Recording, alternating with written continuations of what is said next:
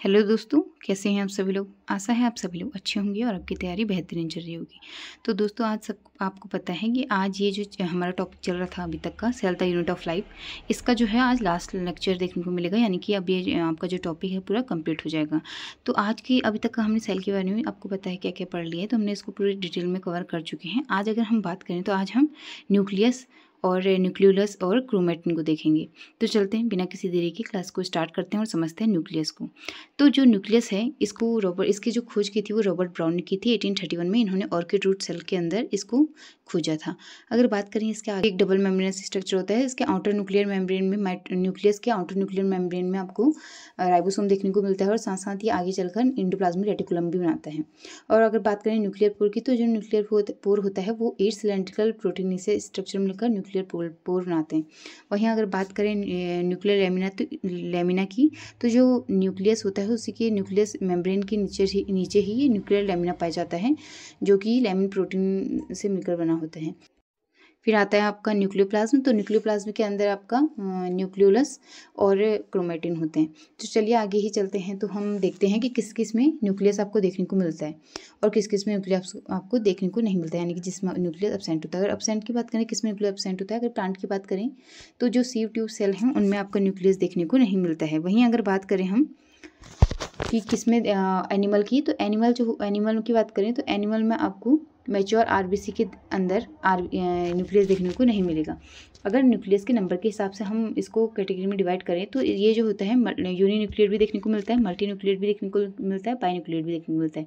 देख लेते हैं यूनिन्यूक्लियर जो होता है, ये बहुत सारे जितने भी ज़्यादातर जीव जंतु होते हैं उनमें सब में क्या होता है, आपको यूनिन्यूक्लिएट ही देखने को मिलता है। अगर बात करें बाईन्यूक्लिएट की, तो बाईन्यूक्लिएट का एग्जांपल है पैरामीशियम। इसमें आपको मैक्रोन्यूक्लियस और माइक्रोन्यूक्लियस दो प्रकार के न्यूक्लियस देखने को मिल जाते हैं।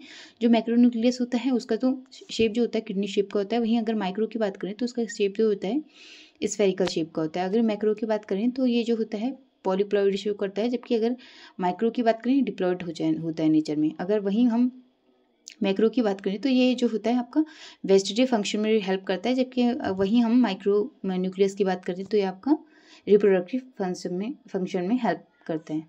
अब तो चलते हैं, हम देखते हैं मल्टी न्यूक्लिएट की। तो मल्टी न्यूक्लिएट ऐसा होता है कि इसमें एक सेल के अंदर बहुत सारे न्यूक्लियस देखने को मिल जाते हैं आपको। ऐसी कंडीशन को हम मल्टी न्यूक्लिएट कंडीशन कहते हैं। ये भी हम प्लांट और एनिमल में देखते हैं। तो प्लांट में ऐसी कंडीशन को सिनोसिटिक कंडीशन कहते हैं, जबकि एनिमल में जो ये कंडीशन होती है इसको सिंसियस कंडीशन कहते हैं। अब बात कर लेते हैं अगर एनिमल की, तो जो एनिमल के एग्जांपल को देख लेते हैं कि किस में आपको कौन सी ऐसी सेल होती है एनिमल की जिनमें आपको मल्टीन्यूक्लिएट कंडीशन देखने को मिलती है। तो जो एस्केरिस की एपिडर्मिस होती है उसमें आपको मल्टीन्यूक्लिएट कंडीशन देखने को मिलती है, और साथ में साथ आपको स्केलेटल मसल में भी मल्टीन्यूक्लिएट कंडीशन देखने को मिलती है। इसमें क्या होता है, इसमें बहुत सारी यूनिन्यूक्लिएट न्यूक्लियस आपस में फ्यूज़ कर जाते हैं और एक मल्टीन्यूक्लिएट कंडीशन बना देते हैं। वहीं अगर हम बात करें दूसरे, यानी कि सिनोसिटिक कंडीशन जो कि आपकी प्लांट में देखने को मिलती है, तो इसके जो एग्जांपल हैं वो हैं आपके फाइकोमाइसिटिस फंजाई और ज़ैंथोवाइसी एल्गी। और साथ में साथ एक और में आपको ये देखने को मिल जाती है, उसका वो है आपका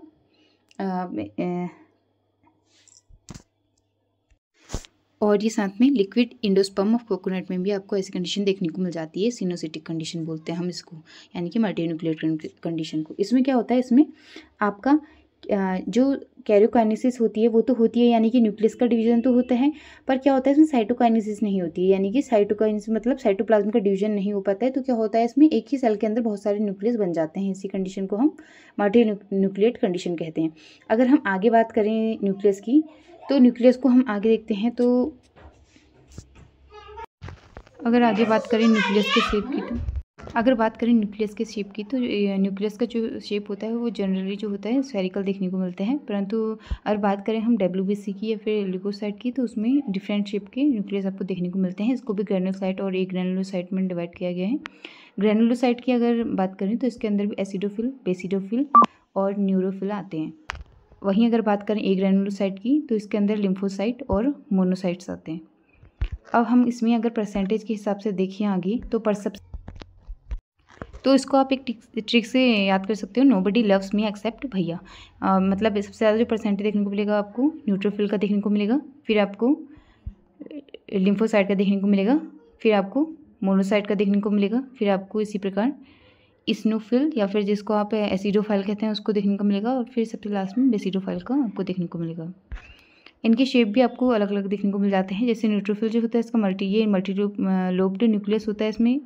वहीं लिम्फोसाइट की बात करें तो स्फेरिकल न्यूक्लियस होता है। वहीं अगर मोनोसाइट की बात करें तो इसमें किडनी शेप का न्यूक्लियस, और इस्नोफिल की बात करें अगर उसमें हॉर्स शू शेप का न्यूक्लियस, और बेसोफिल की अगर बात की जाए तो उसमें एस शेप बाइलोब्ड होता है। तो चलिए नेक्स्ट सेल ऑर्गेनेल, यानी कि नेक्स्ट सेल ऑर्गेनेल क्या है, यानी कि ये भी न्यूक्लियस के अंदर ही उसके साइटोप्लाज्म में पाए जाने वाला एक पार्ट है, स्ट्रक्चर है। तो इसको समझते हैं न्यूक्लियोलस को। तो हम समझते हैं हम न्यूक्लियोलस को। तो न्यूक्लियस की जो खोज की थी वो आपकी फोंटाना ने की थी। न्यूक्लियस जो है न्यूक्लियस की साइटोप्लाज्म में पाए जाने वाले एक स्ट्रक्चर है जो कि न्यूक्लियस की पेरिफेरी में पाया जाता है। इसको राइबोसोम की फैक्ट्री भी कहा जाता है क्योंकि ये राइबोसोम को बनाने का काम करता है। जबकि राइबोसोम को किसको फैक्ट्री कहा जाता है? प्रोटीन की फैक्ट्री, क्योंकि राइबोसोम प्रोटीन को बनाता है और राइबोसोम को जो बनाने का काम कर रहा है वो न्यूक्लियोलस करता है। इसको हम एक डायग्राम के थ्रू समझ सकते हैं। ये आपका एक सैटेलाइट, ये आपका एक क्रोमोसोम है।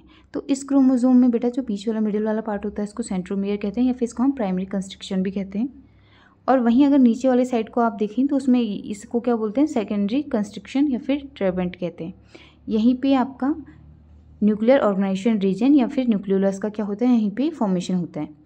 इसको क्या बोल रहे हैं आप? सेकेंडरी कंस्ट्रक्शन को सैटेलाइट क्रोमोसोम भी कह रहे हो। और इसी सैटेलाइट क्रोमोसोम के अंदर ही आपका क्या हो रहा है? न्यूक्लियोलस का ऑरिजिन या फिर फॉर्मेशन हो रहा है। अगर बात करें हम न्यूक्लियोलस की, तो न्यूक्लियोलस के अगर नंबर की बात करें तो एक सेल के अंदर या फिर एक न्यूक्लियस के अंदर आपको एक ही न्यूक्लियोलस देखने को मिलता है। अब देख लेते हैं क्रोमेटिन मटेरियल की। तो इसके जो डिस्कवरी की थी वो फ्लेमिंग ने की थी।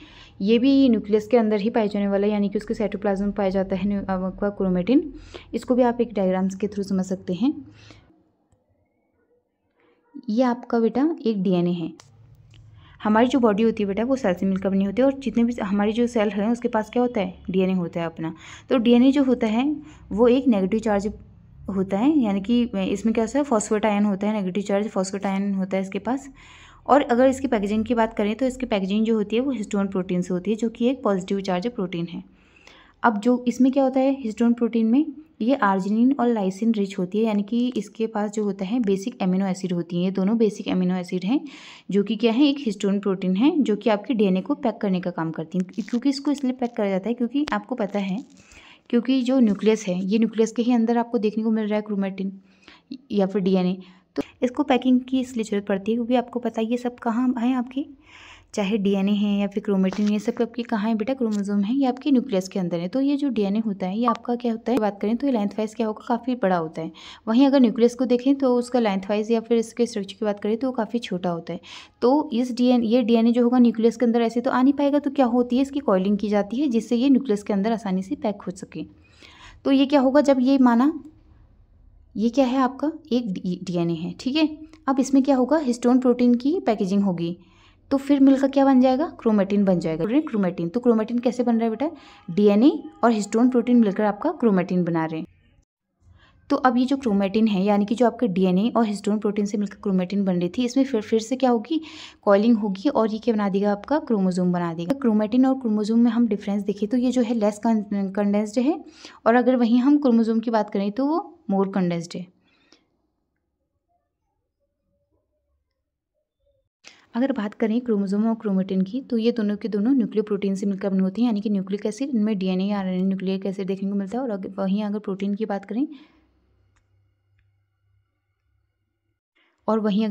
बात करें, तो इनमें हिस्टोन प्रोटीन देखने को मिलता है या फिर नॉन हिस्टोन प्रोटीन देखने को मिलता है। डीएनए की जो पैकेजिंग है आपको पता है कि किससे की जा रही है? हिस्टोन प्रोटीन से की जा रही है। कैसा है? पॉजिटिव चार्ज प्रोटीन है, जबकि आपने डीएनए देखा तो वो एक नेगेटिव चार्ज प्रोटीन है। हिस्टोन प्रोटीन को अगर देखें तो हम उसको अच्छे से देखने के लिए हम हिस्टोन प्रोटीन को दो उसमें डिवाइड करते हैं। एक को बोलते हैं हिस्टोन ऑक्टामर और एक को बोलते हैं लिंकर हिस्टोन। तो लिंकर हिस्टोन है वो है आपकी H1। अगर वहीं ऑक्टामर हिस्टोन की बात करें तो H2A, H2B, H3 और H4 होल ट्वाइस क्या है? आपकी ऑक्टामर हिस्टोन है। अगर बात करें आगे तो न्यूक्लियोसोम और V8, तो ये जो होता है बेसिक यूनिट होती है क्रोमोसोम और क्रोमेटिन की।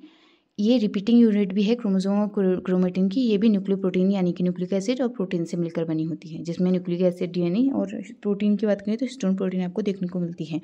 तो आशा है आपको आज का लेक्चर पसंद आया होगा, और आज ये पूरा चैप्टर कंप्लीट हो जाता है।